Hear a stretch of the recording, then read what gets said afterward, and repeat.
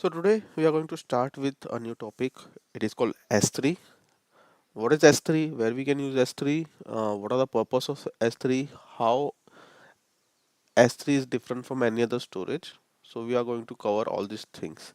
So S3 is one of the important or most used service in cloud. Okay. Uh, Most of the questions will be around S3, and it is one of the largest topic in our syllabus. So be uh, tentative what is S3 and why we should use, because it's not that the questions will not be directly on S3, but it will be revolving around S3. Let's start it. What is S3? What is data consistency, storage classes, replication, escalation, and so on? So what is S3? S3 is a simple storage service. S3 is a simple storage service. So it is a storage device. It is a storage service provided by Amazon in cloud.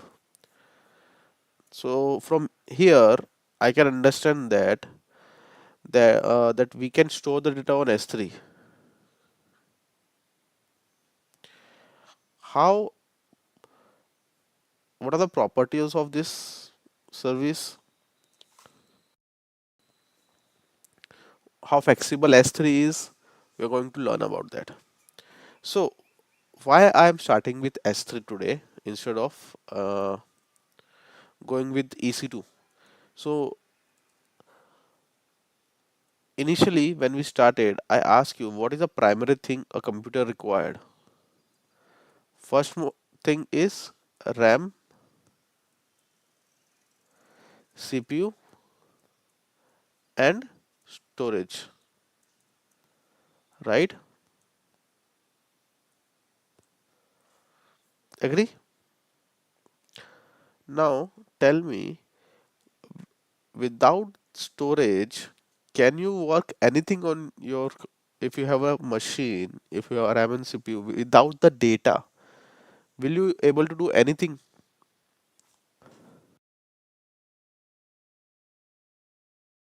Let's say you purchase a new mobile. You have purchased a new mobile. What is the first thing you will do? You will transfer your data from your previous mobile. You will take the backup of from your previous mobile and you will transfer it. That's the first thing you will do. Agree? Why you require the data? Because data is the most important thing right now. Similarly, if you are working in your organization, every company will have some kind of data. Now, what type of data I'm talking about? If it's a telecom sector, in telecom sector, the huge amount of data is generated on a daily basis. Like user information is one of the important part. Second is the call log. Third is your data usage logs.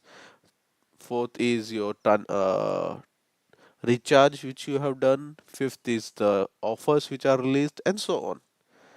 For each client or each customer, this type of data is generated. So we have to store the data somewhere, right? So always remember, in an industry there are only uh, generally, in a very broad way, there are three component. One is producer, one is storage, and uh, producer, then converter and storage. So basically, one application will produce the data, another application, the middleware, will transform the data, generally called ETL. You might have heard. Okay, the data is uh, you are creating the data. So there is a producer. Then producer will send the data somewhere. You can directly store the data into storage, or you might require some ETL tool to convert it and then store it. So this is in industry very broad way how the data life cycle works. we'll learn about this thing a little bit in our database section. Okay, so now you got or you have some idea about that data is important, right? We have to store the data. So where can we store our data in AWS? So there are multiple storage devices are available. Primary is S3. Then we have uh, ECS, EC, no, sorry. Then EFS and EBS. So these are the three primary storage in cloud. So we are going to learn about EBS and EFS in other further classes. Right now, I'm not going to uh, make you confused with that services, but these are the three primary services available in cloud to store the data. Now you can say that okay, uh, where can these two services will be used or where we can use S3? It all depend on your use case. But 90% of the time, 90 or more than 90%, we are going to store the data on S3. And why? Because of its pricing. Because of its pricing. Okay. So till now, I haven't gone through what is S3. I just have told you that we are going to store the data on S3. Okay, we have not started any property, any information on S3 right now.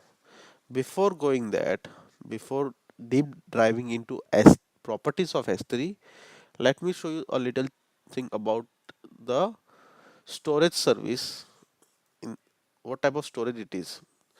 So in the second line, you can see it is written AWS S3 is a or is an object storage service that offer industry leading scalability, data availability, security and performance. Okay, so S3 is a object storage. The word object storage, you will find this word very commonly throughout your career. S3 is a object storage. Now, what is meant by object storage? Before going to object storage, I will navigate you to the block storage first. How many of you know what is block storage?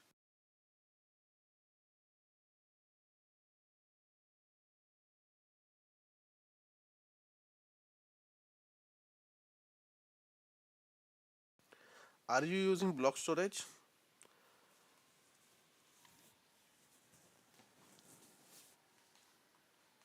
Are you using block storage? Have you used block storage till now? Not sure. So, all your hard disk, all your hard disk or the data which you are storing in your storage devices, it can be your laptop, it can be your mobile or any devices. Till now, everything is block storage. So, what is my block storage? So, generally, this is your hard disk. This is a typical hard disk which are installed in your system. They are called HSD, so hard disk drive. Nowadays SSDs are also coming, but this is a typical hard disk.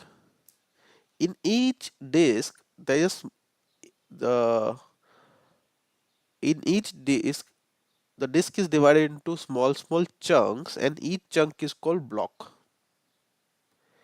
Each chunk is called block. So this is one block. This is one block. So what is the size of one block?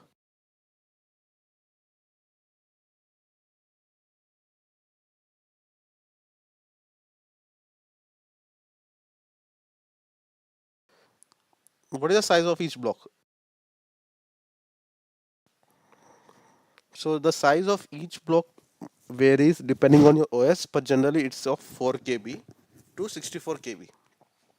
Okay, so if you have a file of 10 MB and your block size is 4. So how much block it will use? It will going to use 3 blocks to store a 10 KB file, right? If your block size is of 4 KB and you have a 10 KB file, how many blocks will be used? 4, 4 and 2. 3 blocks will be used. Now if you have another file of 5 KB, so your system is going to use 2 blocks to save the file. So that's why you might have seen, even though there is space on your disk, you are not able to store some data because the blocks are already occupied. You have to rearrange the block. That is called disk uh, repartitioning in general, where you have to rearrange the data such that you can get the block can be reused. Secondly, the more the data is distributed, the file data is distributed on a different area, it will take more time to read the data. So this is how actual hard disk is been used in your local system, and it is called block storage. Why? Because the data is stored on a hard disk in a small blocks. Okay, your hard disk is divided into small chunks. It is called first sector, then subsectors and so on. So you can see types and blocks. So all your data till now is stored on your block storage. So I'm not going to in deep about block storage. We don't require to learn about block storage, but it's good to have to understand what is block storage.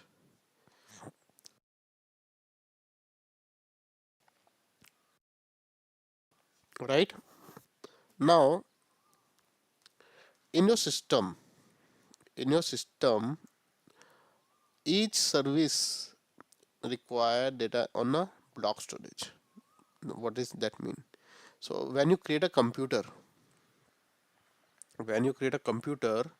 so in a computer, after setting up the hardware, what is the first thing you require to run an OS? What is OS? Anybody who doesn't understand the word OS? Operating system. What operating system right now is there in your mobile?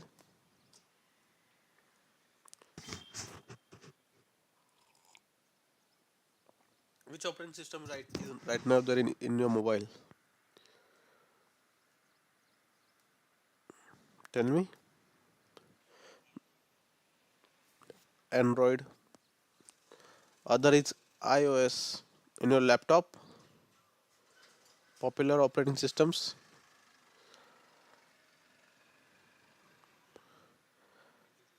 Windows. Second, Mac OS. Third, Linux, Ubuntu. Okay, so these are the popular operating system. Now, what is meant by operating system? It is a layer on where you install a software. This is a software, right? Operating system is a software. It's an application. You install that application in your system. On top of that, other application are installed. This is a base software. This is a base software. That's why it's called operating system. But again, it's a software. It's an application. Agree? So each software, each application, each OS required data to be stored in block storage.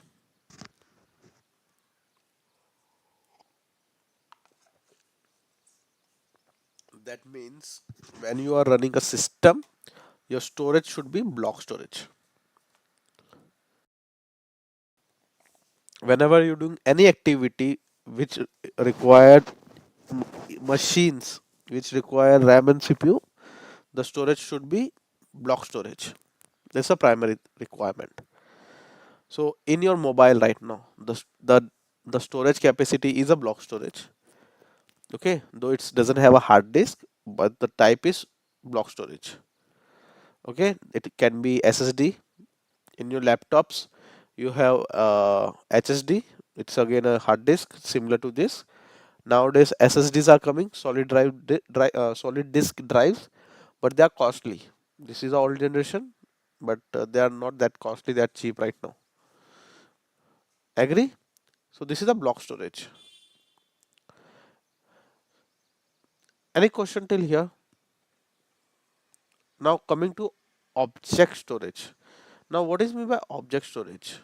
So in the object storage, the data is not there on a single disk. First of all,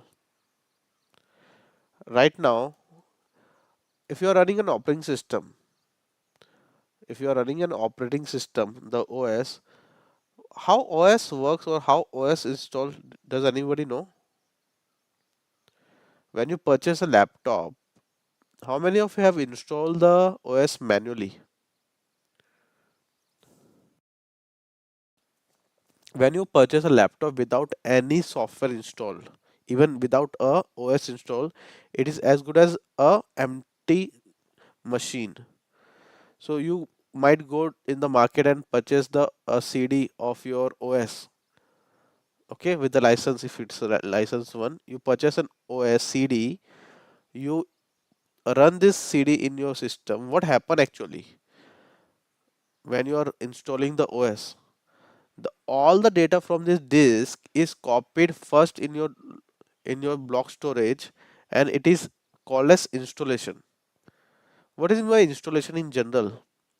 What happens when you install an application? It copies the data from your disk or from your source to your local laptop, and that is your hard disk. So that's why in C drive you have a special folder for Windows running. What that folder contain? All the files which are required to run the OS. It's a copy of your hard disk, a copy of this CD. Agree? So to run an OS, you require block storage. Why? Why you required a block storage to run an OS? Give me the answer. Can you uh, run any type of application on your Google Drive? Have you tried to run any software on Google Drive? Google Drive is a pure storage device service. You can say it's a pure storage service. Can you install anything on Google Drive? Can you install your OS on Google Drive? You can copy the data into Google Drive of a OS, but can you run a OS on Google Drive? You getting my point? Where I'm Why? Because Google Drive is a object storage. It's not a block storage. The uh, So whenever you want to run an application, a software or your OS, you require a block storage. In block storage, the whole copy of your data is in a single disk or nearby disk, on a single disk, single hard drive. That's why you get a optimal performance. You might have observed, if you have a laptop, 5-year old laptop, if anybody has a laptop which is older than 5 year, you might have observed that the performance of your laptop is getting degraded over the period of time. Even you are not using that laptop very frequently, or even uh, you are not upgrading the software as well, but still the performance of that laptop, the OS is getting slow over the time. Why? Because this block storage, the hard disk become old, so the rotation of this hard disk becomes slow, or the read and write capacity of this hard disk over the time is not efficient. So how this hard disk work? So there is data stored on your disk. This is a magnetic disk, and this is a rotatory arm which reads the data. Here in top of here there will be one chip, a sensor, which will read the data from your hard disk. Okay, over the period of time, this the the sensor becomes slow to read the data. Even the arm becomes slow, or the rotated disk becomes slow. That's why the performance degraded. And you might have seen, because of this, it takes time to load the OS. Why? Because what happen in a general, when you restart your computer, what happens when you start a computer? What actually happens? Anybody know? So this is your RAM. This is your RAM, something like a cassette, right? And this is your hard disk. How many? Let me know. Is there any data store on the RAM? What is the full form of RAM? And what is the hard disk? There is a ROM also in this, and even the hard disk are called ROM, right? There is small ROM factor is there, right? Read only memory. So when you shut down your RAM, when you switch off the power on the RAM, will there be any data stored on the RAM if the power supply is cut? But on the your hard disk, even if there is no power supply, right? So when you start your computer, what happen in actual? The the data which is stored, the OS is the whole files of the OS is stored on your hard disk, right? All these files are loaded in your RAM. That's that's what the boot happens when you what is called booting of the OS. What is the word booting? What actually happens? All the files which are stored on your hard disk in your C drive when you install your OS, that means installation means a copy of your OS is stored on your local block storage and it is been loaded to your RAM. When you start the computer, it will load it on your RAM. Agree is it clear समझ आया या हिंदी में बताऊं this is a general computer theory हमारे उसका मतलब नहीं है और एग्जाम से नहीं जब भी आप कोई कंप्यूटर स्टार्ट करते हो all the files are copied to your RAM over the period of time this copying means how it is done your arm will read the data it will move the data to your RAM something like this will happen in real world the more it will take time to read the data, more it will time to load it on the RAM and more it will take time to start your computer. Does it make sense now why your system gets slow over the period of time? And if you are storing more data on your disk, means apart from your OS and you are storing, let's say you have a 1 terabyte of data or 1 terabyte of block storage and you have utilized full block storage. That means 100 GB for your OS and 900 GB you have store your own data. So it will take time, no? Because it has to filter out the 100 GB from other 900 GB data. Because data is distributed across all disk for your OS itself. Agree? Now, even after the OS is started, do you think that your OS needs to read the file from the disk? Because one copy, the whole copy is there in your RAM, right? Still, do you think the read and write will happen between RAM and your hard disk even after you start the computer? After starting the computer, do you think that read and RAM write will happen?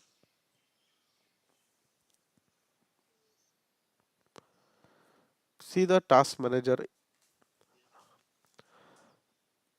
right now. I'm just in my laptop from which I am just giving you the lecture. I'm not doing any activity, just sharing a PPT.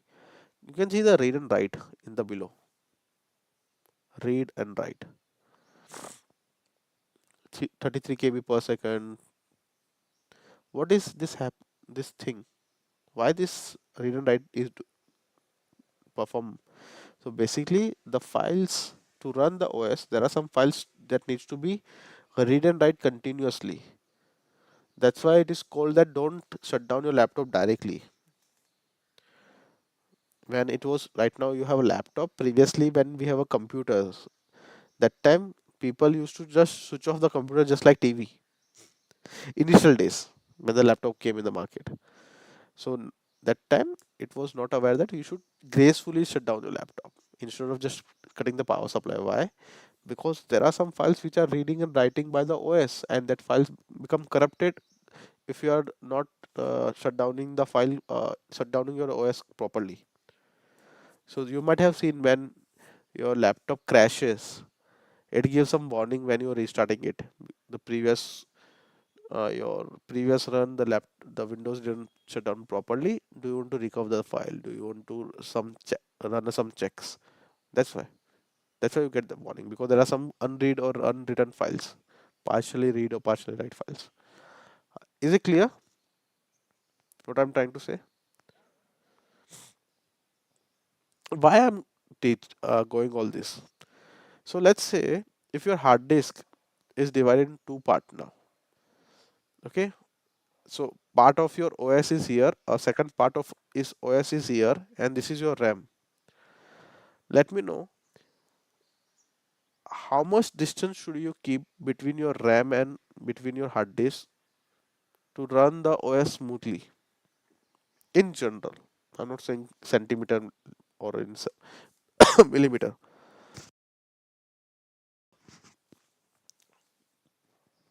That's why the motherboards are there, to keep your RAM and your hard disk as close as possible, right? The more, why? Because if you are keeping your hard disk away from your RAM, the IO, the network will come in the picture. Let's say your hard disk is in another room. I have designed a system like that. Your hard disk is 10 meters away from your RAM. Okay, I have created a motherboard, a very long motherboard, where the RAM is 10 meters away from your hard disk. 10-meter doesn't feel very huge, but your it will impact your performance, right? Read and write. The data has to travel 10 meters right now. Agree? You're getting what I'm trying to say? And all the files are on in generally on a single disk. If there's multiple disk, it will get a problem. Have you heard anything like that? The RAM is in Mumbai and the disk is in Pune, the hard disk. Did this ever happen, or did you heard something like this? The memory is in Mumbai data center and the hard disk is in Pune data center. Have you heard like this something anywhere till now? Why? Because the OS will not work.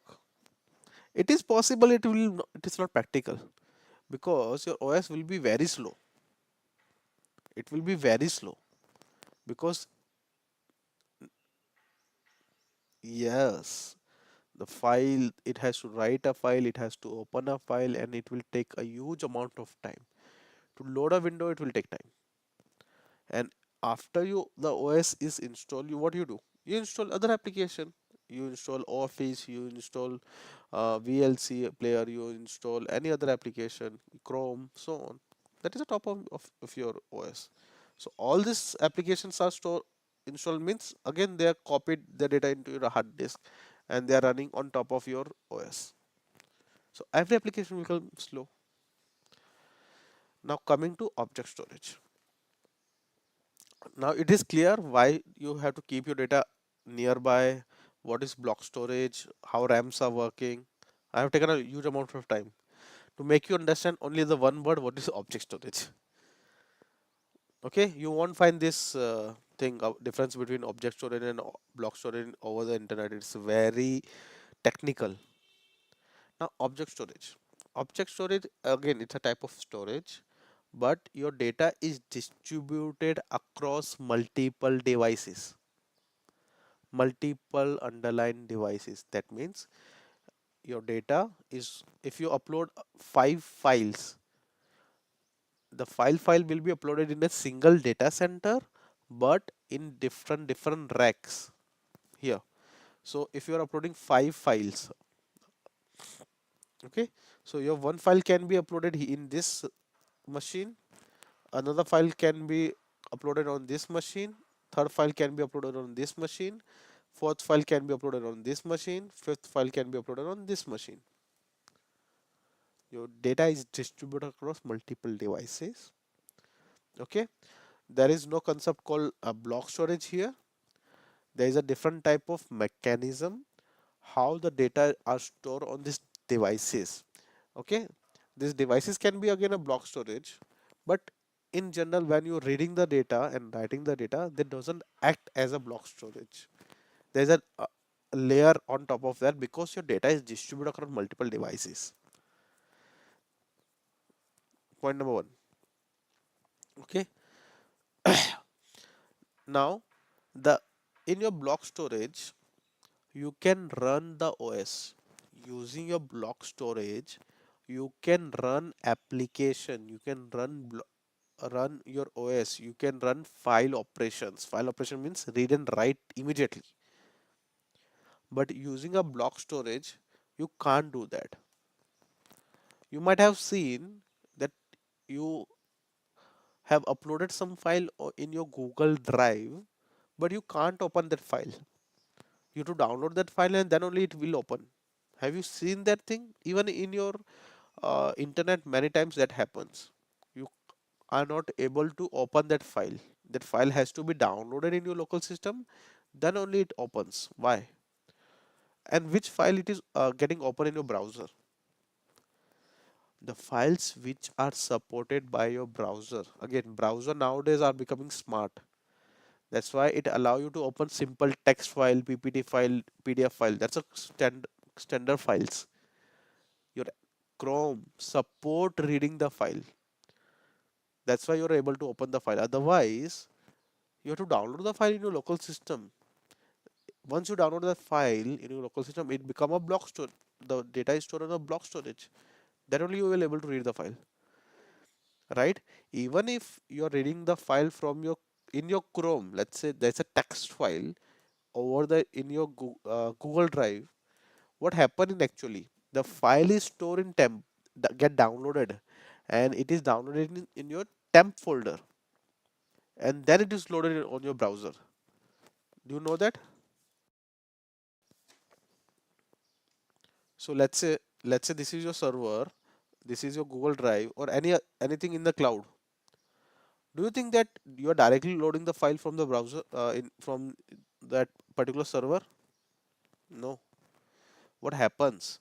So if you click on this file, the copy of this file will be downloaded in your local laptop. It can be in a temporary folder, it can be any other folder, and then it will be loaded on your browser. It's not that you are reading the file directly from the website. First it gets downloaded and then only it is been populated or been read by your local software. It is been open or read by your local software. That means your browser, your text editor, your PPT editor, and so on. Agree? So that's why, can you open any file in your Google Drive directly without an OS? No. O- Google Drive is object storage where data is distributed across multiple devices. It is a pure storage. You can't open a single file. You require an OS. That's why in block storage you can install the OS. In object storage you can't install the OS. This is a pure storage. They are called pure storage file. Data is distributed across multiple devices that you can see, and the each the chunk of the storage can be from hundreds of MBs, but that doesn't matter right now. So are you clear about the difference between block storage and object storage? Object storage, you can't run OS, you can't install application, you can't read the file directly. You require a block storage. The data is distributed across multiple devices, and your S3 is object storage. You can store unlimited amount of data in S3. Question. You- Second thing, just like in your block storage, we are creating folders. There is no concept of folders in object storage. only the path. So I will show you what is the difference between folder and path in practical. But these are a couple of things. In object storage, the search is quite fast as compared to block storage. So you are able to find the files quite easily. And yeah, this is a quite difference between object storage and so in over the internet you will find the theoretical topics, means what is the actual theoretical way, but this is how I understand the object storage and block storage, which I have given you. Understand block storage first, then compare to it to object storage. Question.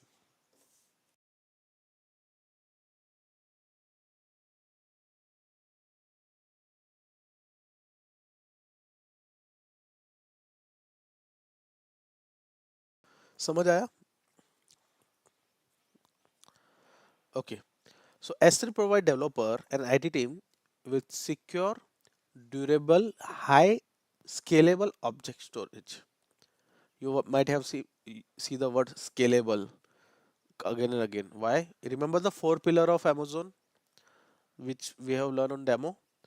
Resilient highly performance architecture, right? Scalable and secure and cost effective. Remember that's one. All these pillars are there. So you can see that word again. Secure, security, performance, scalability, availability.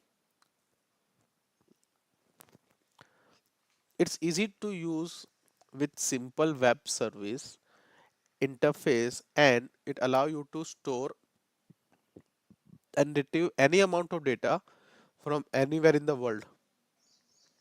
It is safe place to store your files. It's a object based storage.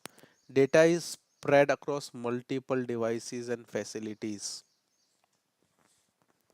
Okay, that's why you can't run an OS. Okay, in general, nobody is going to ask you that why you can't run an OS on S3. But this is the main factor because the files are distributed across multiple devices and your RAM required the data to be as near as possible on a single device to get the optimal performance. That's why you can't run, install any application in object storage. You can't run, install any application on object storage. It can be Google Drive, it can be your S3 bucket, it can be Azure Data Factory. They are pure storage. They are just storage devices. So basics of S3. S3 is a object storage. You can store unlimited amount of data, but a single file size can go from 0 byte to 5 terabyte. That means in in theory or in really Amazon provide unlimited storage to you. In my company we have stored more than 10 petabyte right now. There are many companies which have crossed 1000 petabyte, so that is what is the next version of after PIM?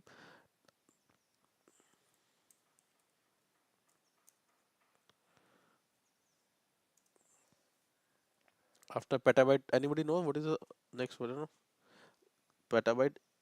Extrabyte, I think somebody is there. Exabyte. So many companies are storing there in exabyte, and even you might have seen people are going more than that. So data, the companies like Netflix, even Amazon Prime, they have a huge amount of data, and the data is stored on S3. But the size of single file should not be greater than 5 terabyte.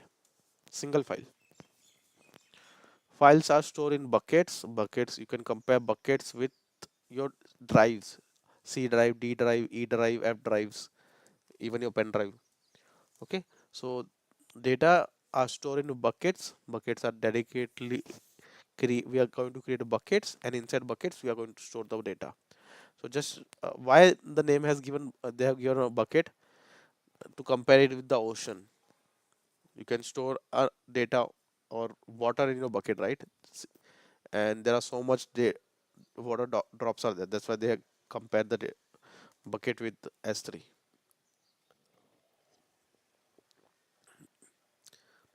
S3 name should be universal namespace, and it should be unique across AWS account. So the bucket name which you are going to create should be unique. And why it should be unique, over the time you will able to understand. But right now, make sure that, or just try to remember, the bucket which you are creating, the bucket, it has to be a unique name to it. Not in your account, across all AWS account, just like your username. You're creating any account in Gmail, that Gmail name should be unique. That's why. When you upload a data to S3, you get 200 status score if it's successfully uploaded using command prompt, or even if you're using a browser also. Behind the scene, it should give status score 200. How many of you know HTTP protocols? Or how many of you don't know?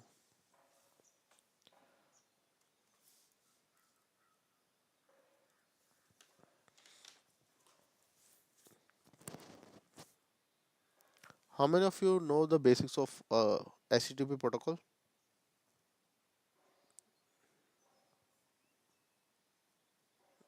J- Just know, or what actually HTTP is. Again, I'm going off topic. What is HTTP?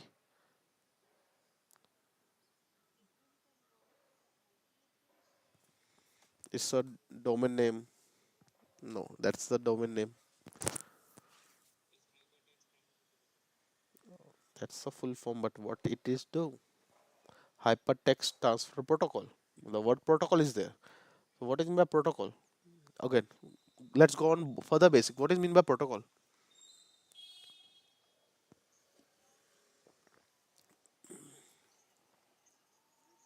Agree. Set of instruction, rule, protocol, uh, set of instruction and rules we can in a very general way. So forget about HTTP, forget about computer. Let's go to primitive age. How do you communicate with each other? How humans communicated with each other? Using sign language, using pictorial diagram. Primitive age. Over the time, we have developed a term called language, right? You can see the diagram in below. Hello, how are you? Hi, I'm fine. There's a two-way communication. One person is sending some information, second person is receiving that information, that person is processing the information which was sent by the first person, understanding it, analyzing it, and reverting back the answer back to the first person, right? In this case, there are four communication happening. First person is sending the information, and second person is receiving it. After receiving the information, that person is will return back that I got what you are saying. Apart from that, that second person is sending a new message to the first person.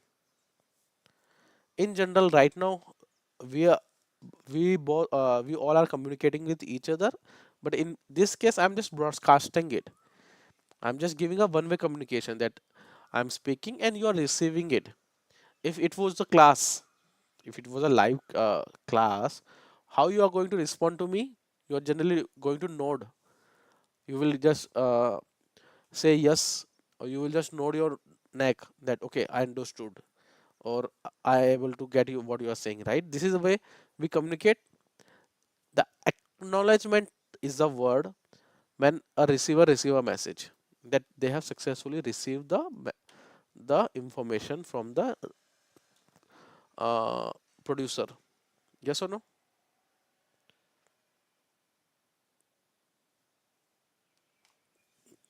Agree?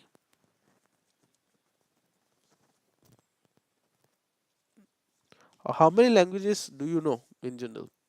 In each language, this is a basic fundamental, that one is the producer, or one is the person who sends the message, and other is the receiver. Is it clear what I'm trying to say? How computer talk with each other? how computer talk with each other. That's also a protocol. That's a base, yeah, binary, agree. But on what, there are some protocols, right? How many protocols right now you are using? We are using HTTP, we are using HTTPS protocol, we are using SFTP, we are using FTP, we are using SSH protocol, we are using TCP protocol. There are so many protocols are available in market. Right now, when you are searching anything on Google, all these protocols are working behind the scene. A simple texts. We are not aware of these protocols because they are very low now. 20, 15 years back, when internet era just came in picture, each person has to write a code to just communicate with other computer. These are gone very far. Now coming back to the protocol. So HTTP is one of the protocol in which computer communicate with each other. There are other communication protocols. We are going to use SSH protocol to communicate to our EC2 machine. So basically, two computer communicating with each other. There should be one protocol, and one of that is HTTP. And HTTP has another few other methods. You might have heard post, put, get, delete. You might have heard this protocol, these words. If not, just go and read about HTTP. It will help you out throughout our syllabus because most of the things on AWS is working on HTTP. So just search HTTP and W3 School. So W3 School is a good website.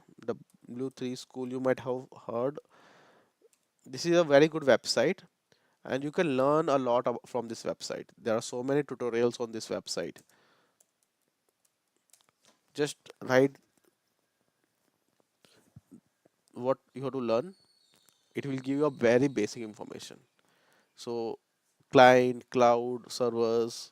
It's basically communicating between two servers. Okay. Now in HTTP we have methods. What is called method? So I just told you it get, put, post. These are couple of methods. Yeah, this diagram. If you want to create something, okay. So in HTTP, let's understand what is HTTP in general. So HTTP is basically communicating between two computers. So yeah. So let's say this is your computer, or let's say, yeah, this is diagram. This is your computer, and this is a server with whom you are interacting right now. Something like this. So if you want some information from the server, the protocol is get. Okay.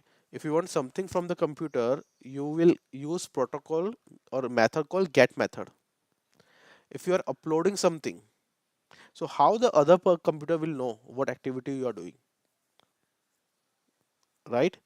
In general, when I'm asking you, so when I'm telling you, the word tell means I'm sending some information to you. If I'm asking you means I want something from you, right? Telling, asking, granting. Okay. So that's what this methods are all about. This is, you can say, the action. What action I want to take? I want get action. That means I want to get something from the server. So 80% or 99% of the time you are using get method, because over the internet you are downloading, always you are downloading. You're very rare you are uploading anything, right? So that's a get method. Then if the your request has gone successfully, then you will get a 200 status code. Now, what is 200 status code? So when your server acknowledge your request, okay, I got your request, acknowledgement. So that is successful 200. Second scenario, you are sending the information, it is received by the server, but that server is not able to understand it. Jabba Jabba wala case hai. You are sending the information, but that server is not able to understand. You are sending in foreign language. Let's say I'm start speaking in Chinese right now. You will receive the message, but will you able to understand it?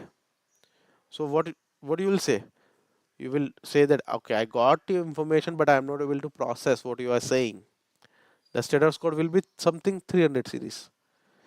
So this is a status code that i- the server will send back to you according to the understanding. Second status code will be uh, got the message, but there is no response. You send the message, but the server is not responding. So you might have heard the word 504.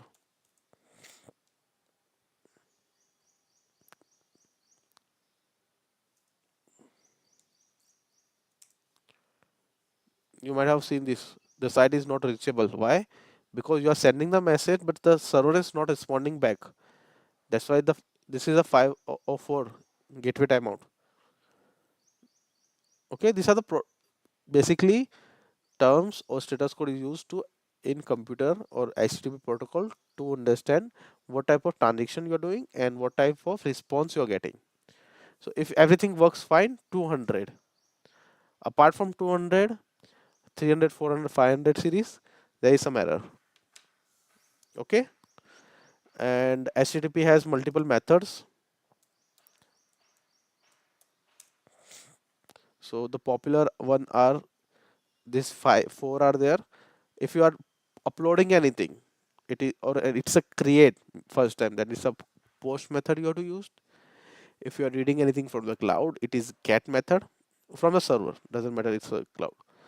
Update, if you are updating something, it's already there but you want to update it, then it's a put method. And finally, if you want to delete from the server anything, it's a delete. So right now, if you are using Facebook or Twitter or any other social media website, this thing you do, you post something, you read something, you update your post, you delete your post. You can compare like that. Just read things about HTTP. There are many other things. Headers are there, body is there. We will talk about that in very further classes. But yeah, so just read about what is HTTP. It will help you out to understand more information. Okay, so in cloud we are mostly using HTTP protocol, and if you add S, so it's a new version of HTTP with more secure. So that's why HTTPS. You might have heard secure HTTP. Got it? Any question on HTTP? So the last word. So whenever we are uploading a file in AWS, whenever we are uploading a file from our local system to cloud into AWS, so if it is successful, what is the status code by default? 200. So there are two ways you can upload the file through your console, that is your browser, and through coding or CLI. That's called command line. Okay, command line means through programmatic way or through your CMD, command line interface, CLI, through your terminal basically. Okay, yeah. Any question till here? Yes, no. We have only covered two PPT till now. बहुत सारी information है, but we have covered only two PPT till now. Any question?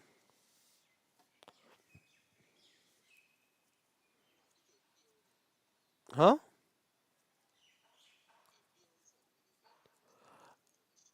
API is altogether a different topic. API is a wrapper between two servers. Basically, if you want to understand API again they interact on the HTTP protocol, but they act as a broker between two servers. Okay, so this is a server. Yes, yeah. So basically, you are not directly interacting with this computer. You are interacting with this server. This will send the information from here. It will bring back the information and it will send to you. So APIs, it's a wrapper. Wrapper means a more layer. Okay, so just like your on a very simple way. Okay, You can go to IRCTC website directly and book a ticket, or you can go to other app like Paytm, Amazon. If you're going first time, you don't know how to book a railway website, you can go to Paytm. They will book a ticket for you, right? Same. Yeah, you can directly go to the server or you can go to the third party. So API act as a third party. If you're using Paytm, are you aware that they are using actual railway server or they have different server? Do you know that? जब आप Paytm use कर रहे हो, are you aware how the Paytm is working internally? How it is booking a ticket? No, that's the wrapper. You're not aware what is going on behind the scene. You are interacting with a one service, it is returning back something. That's the API concept. And we have a topic, API gateway, we are going to cover in the end. So same thing, it's a wrapper, it's a black box. What's going behind the scene you will not aware, but it acts as a thing. But yeah, APIs are exposed generally to work on the this HTTP protocol. That's but at other topic. But right now, don't go in that detail. It's a high level thing. But a simple thing, when you communicate between two computers, one of the protocol is HTTP. Apart from any other protocol, HTTPS, SSH, SFTP, FTP, Telnet, SSH. Yeah, there's so many other protocols are there. Yeah, anybody wants to speak?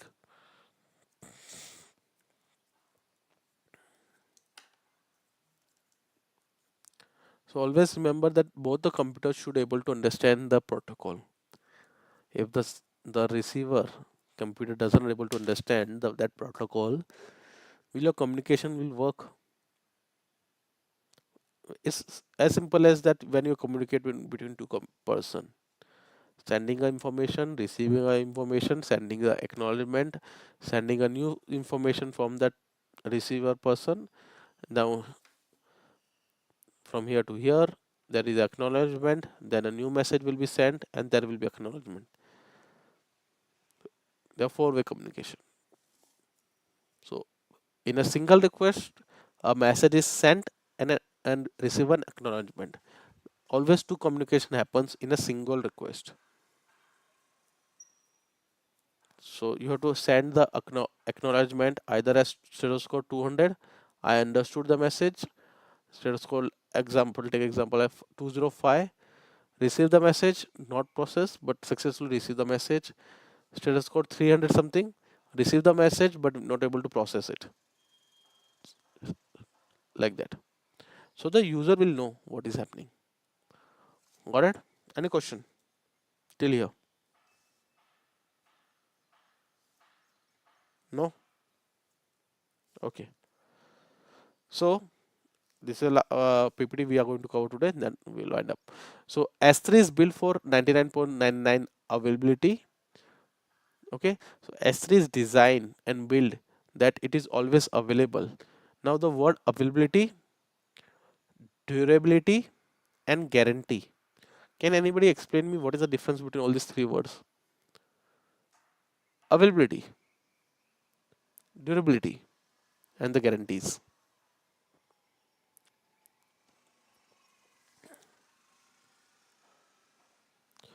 Availability basically means your when you book a car or right now government says that the electricity will be available for you in your city.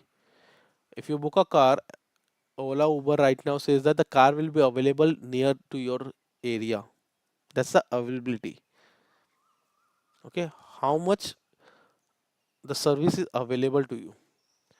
If you have an internet connectivity, you can access Google n number of times. If Google server goes down, will it be available? If Gmail server goes down, will that be available? Right? That's the availability.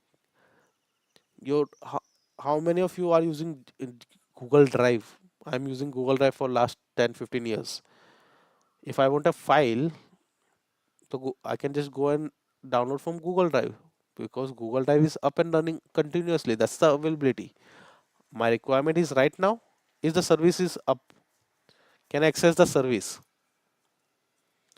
Your IRCTC website, it's available 24 cross 7, but at the time of booking, the website crashes. The website crashes. That's time it's not available. So Amazon says that the S3 platform on which you are uploading or downloading the data is available 99, it designed as 99.99 times. The service is always running and it give a guarantee that 99.9% time it will be available. Guarantee means you can go and ask your money from Amazon that boss, because of the time I was not able to access my data. Okay, the guarantee. Now what is mean by durability then? There should be difference between durability and availability. Anybody can give an example of durability?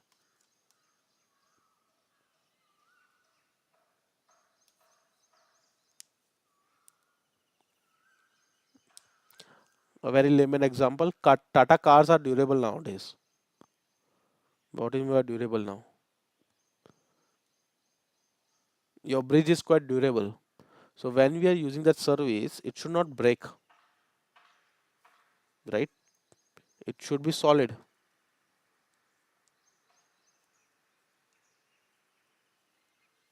So did you heard or did you experience like that when you are storing a file in Google Drive, the file format has changed, the file size has been changed, or the file got corrupted?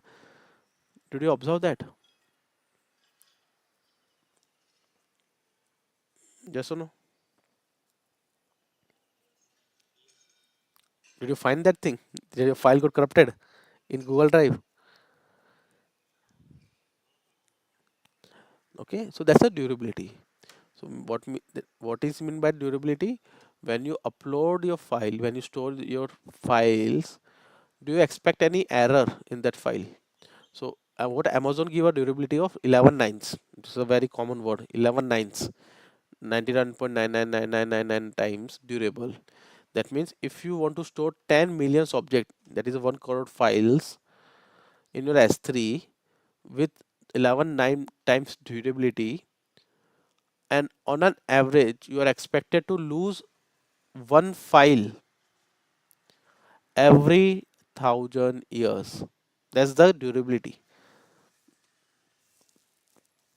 So it's a secure place to store your data. Your local hard disk, do you get the durability?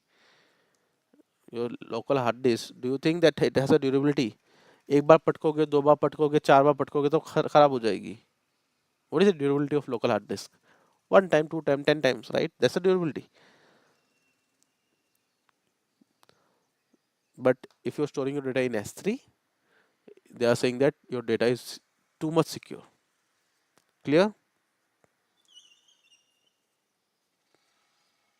Next thing, you can store any type of file.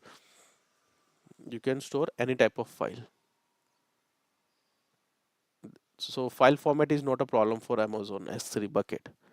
You can store MP3, you can store PDF, you can store PPT, you can store text file, or you can store any other file format. Lifecycle management. Okay, so basically just like human has a life cycle, even the data has life cycle. That if you want to delete the data, you want to preserve the data, you don't want to archive the data, or you want to do some uh, life cycle management on your file, you can do that in S3. Versioning, a single file have multiple version 1, version 2, version 3. You can it supports versioning. We'll talk about versioning in detail. We have a dedicated class for that. Encryption, what is my encryption in general way? What is my encryption in a broad way? So when you are communicating with it, yeah, I agree, Puneet. So when you are communicating with each other and you don't want to share this information with your mother, what do you do? When brother and sister communicate, they talk in sign language. Very again a layman example, but talking about a security, when when your army communicate with each other, they communicate with in the encrypted format. The messages are sent in encrypted. You might have seen in movies. Let's decode the Morse code. It's not encrypted. It's a communication way. It's a protocol. Morse code is a protocol, but the messages are encrypted. Like, "आज चिड़िया उड़ने वाली है." The missile is going to launch, something like that in the movies, right? So that's encrypted, so that if some other person gets your message, they will not able to understand what the purpose of this message was, right? Your data, which is stored in your local system, it's your personal information. If that information get leaked, but it's encrypted, then the person who has hacked your information will not able to use that data against you because it was encrypted. Okay, 32-bit encryption, 64-bit encryption, 128-bit encryption nowadays, so on. So you can keep your data in S3 and it will be encrypted by Amazon. And the good part is they give encryption, default encryption, without any cost. They encrypt your data without any cost. Next, MFA delete. MFA delete means if you have uploaded some important files in S3 and you don't want that files to be deleted, even by accidental delete. So you can enable an MFA delete. That means to delete a file, you have to enter that multi-factor authentication token. In general, just delete the file in from S3. It will allow you. But if you want to lock that file, and that file can only be deleted by a authorized person, and that too with the token, then you can enable MFA. Last is secure data using access control list and bucket policy. So you can create a policy. We are going to create policies, S3 policies, to secure that this person will access this data, the other person will not able to access the same data. Okay, so you can work on S3. It's a very huge topic. Again, S3 itself is a very very huge topic.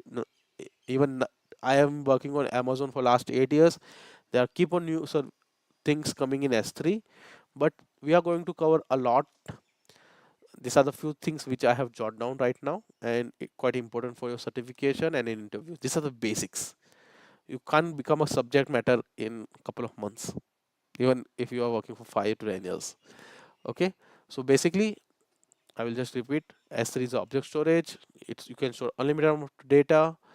Amazon give you guarantee that it is your data durability is 99.999 times. The data will be available 99.9 times. Encryption is available. Data lifecycle, you can store any type of data, and you can create custom policy. You can create bucket policy. You can create uh, permission on S3 who can access your data and who can't, to secure it. And there are further more things we are going to cover after that. If you have any question, please let me know.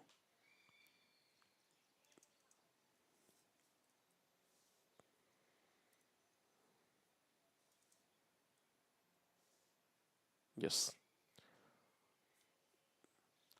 And S3 is Amazon is keep on uh, improving the performance of S3. So I'm stopping here.